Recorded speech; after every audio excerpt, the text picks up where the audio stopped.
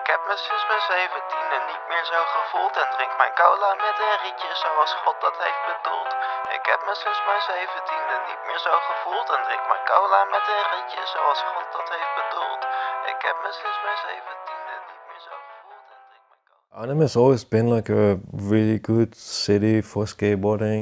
At some point with the station being opened and with Provinciehuis, like a lot of people wouldn't skate the other spots anymore, you know, like, and we have a lot of good spots here in Arnhem. It's not just the station, it's not just Provinciehuis, there's a lot of little things everywhere. But around the station there's a couple of spots. Those spots have already been there for a very long time and we would go skate there all the time, and you can make like a circle around the center and you basically hit all the main spots. I at some point had a folder on my computer with skate spots and it was like 600. It was like a lot of like small things, but if you look at things with the right eyes, you can make a lot of stuff interesting that most people just walk past. Arnhem has always had a very good skate scene. The thing is that we never had any good skate park here, so people have always been only skateboarding in the streets. If people are using the term like, oh, we're gonna go street skateboarding, that's always been like a little bit weird for us, because skateboarding for us was like always in the streets, so we would just say we're gonna go skateboarding. I think that's kept the skateboarding here always kind of pure, and yeah, I think now it's really a strong skate scene again.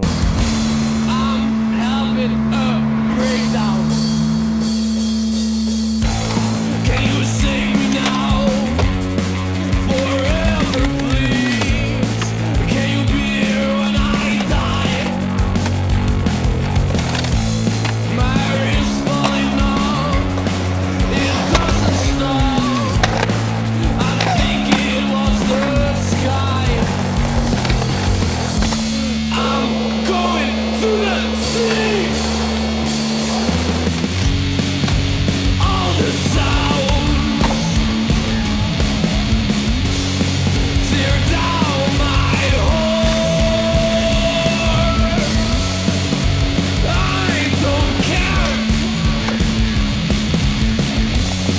I won't go far.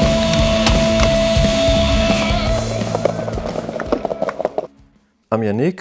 I started skateboarding back in 2000, starting filming like at an early age as well, and got really involved with the skate scene here in Arnhem back in the days with the Frisco store. And then when Frisco quit in 2015, I felt like I would like to have a skate shop here. I had already built up the collection and everything, and in 2019 I thought, okay, like I want to make the collection public, which is also where the name of the shop comes from. From the start, it's always been like a very important thing to bring everyone together and show what skateboarding is about, like all the cultural things, and the space where people can really come and hang out. If there's something up at home with a parent, they can like be here. And there have been times where there's been people sleeping on the couch here because they're struggling or whatsoever. I think it's like super important to have that community space where you don't even have to talk about what the fuck is going on. Just a public space where everybody should feel welcome. There's been times where like homeless people are coming in. I feel like they feel quite at ease here. And I think that for a lot of these people, like it's really hard to just walk into a store, like people judge them instantly. I don't know, it just felt like my calling to do this. I feel like it's my goal in life or something to have the shop. I always really enjoy like helping people, setting up a board, and I can take an hour. If you're doing everything by yourself and you're doing it the way that I personally think you should be doing it, it costs a lot of time. I have a lot of principles and I don't step over those at all pretty much. So sometimes you make life harder for yourself that way, but I prefer it the hard way than doing things that you don't stand behind.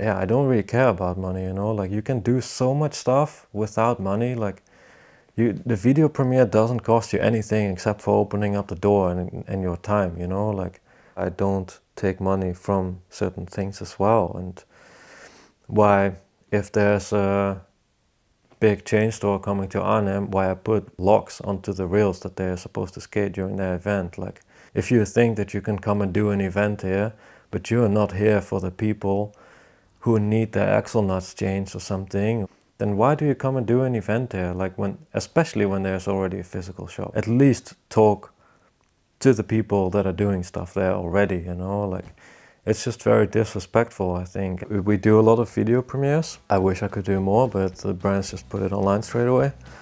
So if you're a brand watching this, do fucking shop premieres again. It's always like a very nice thing to sit together with friends and watch a video, then maybe go out skateboarding afterwards.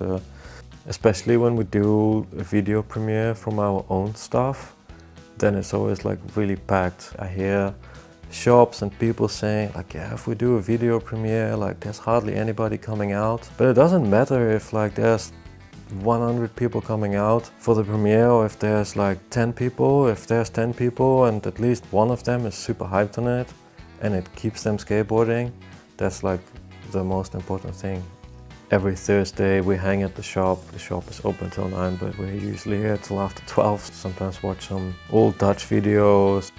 A lot of the people eat something here as well. Yeah, it's just a really nice evening to bring people together. I mean, like on Thursday nights I don't really sell stuff. Have a beer here and stuff and watch some videos and yeah. Connecting all the different generations, that's what the Thursday night is very much about. And talking about skateboarding, talking about life, whatever. Talking about partying and a lot of other bullshit. We do skate events, of course. Sometimes we've, like after a video premiere with like magenta videos, we've done a night session and stuff as well.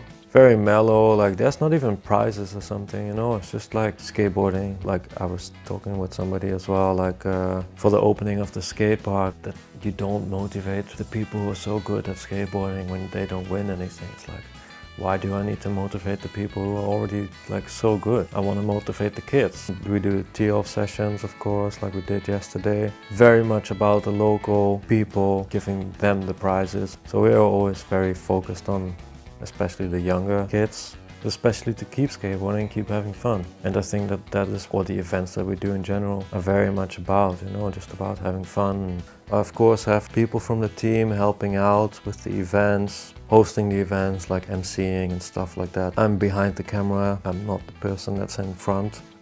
Those smaller, intimate events I think are very nice to have and very important to have. Especially in this time with all the online stuff and social media, it's so important to have that stuff in real life, the connection.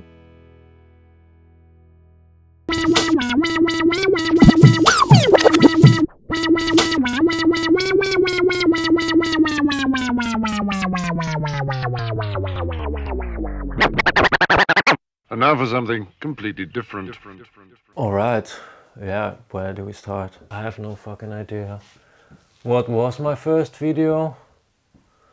But I don't know, probably like some European stuff, maybe even like Blueprint or Cliché, Lords. Obviously being like a bit autistic with some of the stuff, it's like on alphabetical order. Some European and like Asian stuff as well. And then there's like a bunch of books. This stuff is all like deluxe related. Like an old Venture truck. Somebody were asking about the trucks if they could just use them, and I was like, yeah, you can still use them, but if you don't mind, like I would actually like to keep those. Obviously Nana, which was still sealed when I got it, but I dropped the thing at some point. Yeah, like this is like, I mean, I got this off of eBay at some point, like for a really good price, and this one is hard to find. And this one was in between a donation, Jim Thiebaud book, and it's not like really a skate thing, it's just like stuff that he wrote, not a lot of stuff that you can find about it. And this one, original Mark Gonzalez scene.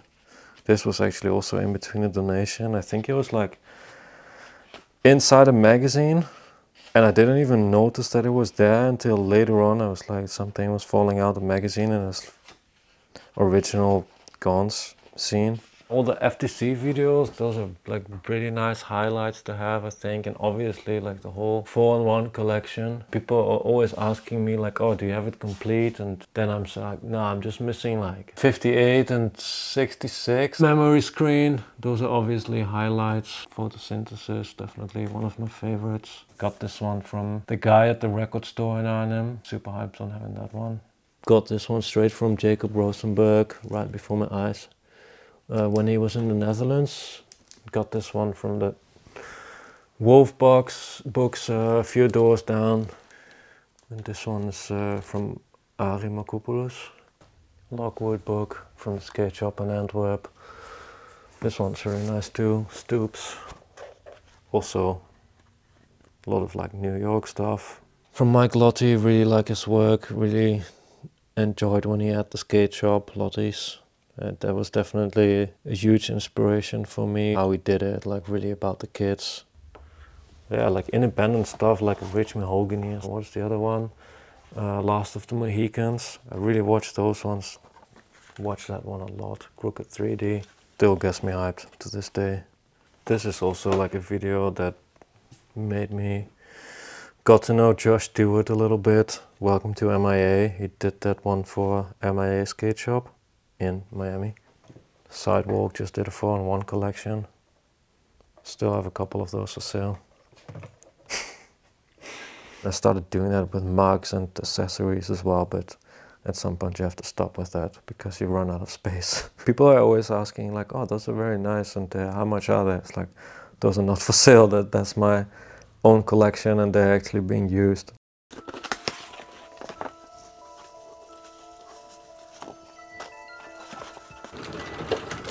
It's all pretty full.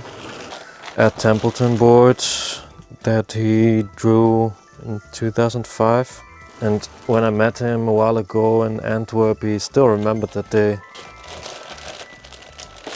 This is a photo that I shot in Jordan. That Ben Daleman made these boards with a picture of or painting of Trump. That's like a collage that I did with Arthur when he was doing his internship. This is a part of the table that I used to have until Emil did a front flip over the couch into the glass table. And this is a photo that I shot of Boris doing a backside tail slide. When I was working in the restaurant, I once kept like a bunch of coquille shells. And at some point I poured wax into it. This is the bank where we would always skate at Willemsplein. This is the Willemsplein street lights, the spot. And this is where the tattoo comes from as well. All of these other things are related to the spots in Arnhem. Like the deer, which is at the Willemsplein as well. The trolley buses. This is the fountain at the Provinciehuis. Really don't know why I didn't do something with this yet. This is the shop.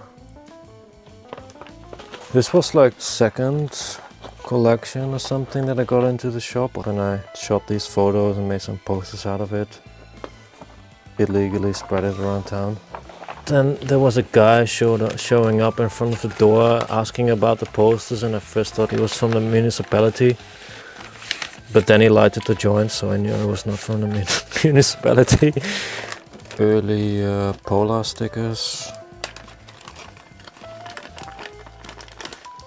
All Jacob graphics. Still one of my favorite graphics. If I have them double, I put them somewhere. The whole toilet is full of stickers. I don't know, I think it's just also interesting with design and everything. Baker flag, photosynthesis wax, sponge. Sci-Fi makes some funny accessories. From GX, like before it was even really a brand. He made these sleeves for the MK1 lens. This is some stuff that I've cut out of boards, like where the graphics are still pretty good. I want to make like a collage on the wall or something. These are some of the collages, like if we would have a new team rider, I would always like do these simple ones. Finn, Thomas. And this was like really like at the beginning when I was basically like showing which brands I was gonna have in the shop. Oh, Public stickers. These were like the very first stickers that we made with like all the logos that Soy from Magenta drew up for me. Without really telling him what I wanted or what I had in mind, he basically drew exactly what I had in mind. We're gonna be doing something later this year for the 5-year anniversary as well.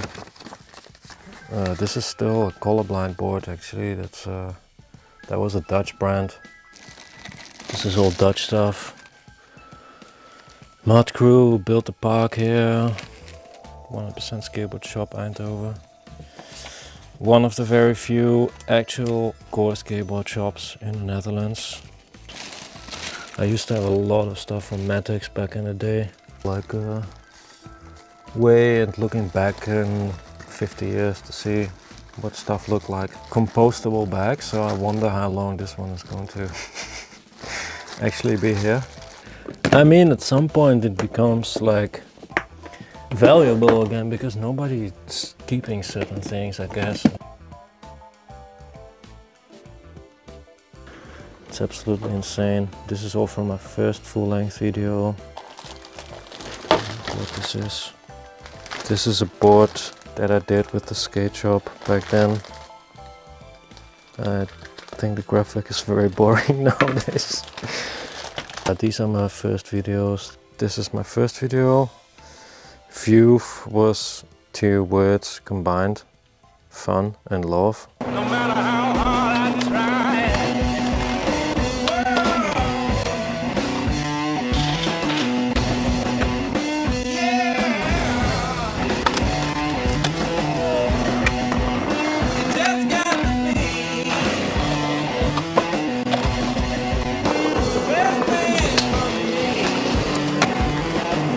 And this is my second full-length video that I did together with Frisco.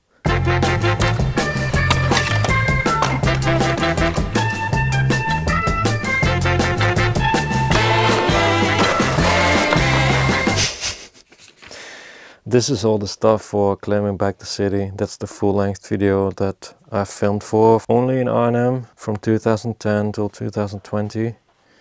And now, 5 years later, it's still not finished. Try and edit more than 400 hours of video, like that's not a lot of fun. This is the very old Final Cut Pro in which I'm still editing the Claiming Back the City video. More than 300 tapes, almost 100 rolls of Super 8. I would really like to finish the video this year because it's been like 5 years since I stopped filming. The shop is open for 5 years this year as well. And we're working on a full length with the shop as well, but yeah, I don't know. In my head, I first need to finish this before I can finish another video that I started later. This is a little night edit.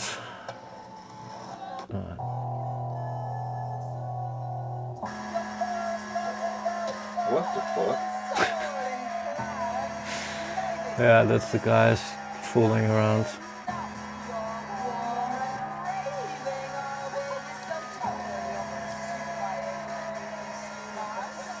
Taking so long for the video to finish, it's also been good because I don't know, like I wouldn't be able to make the same video if I'd done it like 5 years ago. I mean, I don't know, it's like a wine. This is what keeps me passionate about DJing.